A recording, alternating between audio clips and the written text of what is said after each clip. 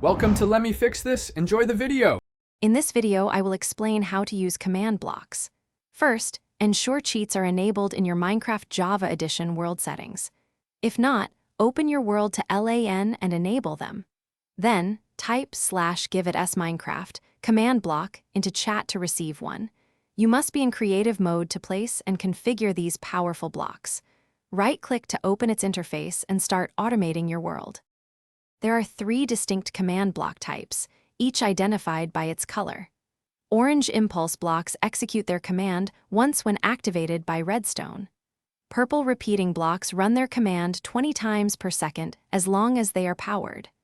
Green chain blocks execute in sequence, following an impulse or repeating block, creating complex command flows.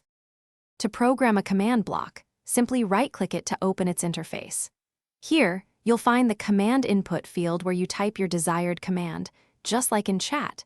You can use commands like /say_hello or /give_it_pdiamond.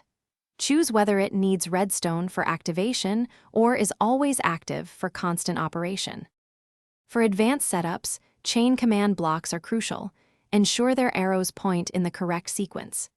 The conditional setting makes a block execute only if the preceding block's command was successful. Utilize target selectors such as @P for the nearest player, @A for all players, or @R for a random player to precisely target effects within your world.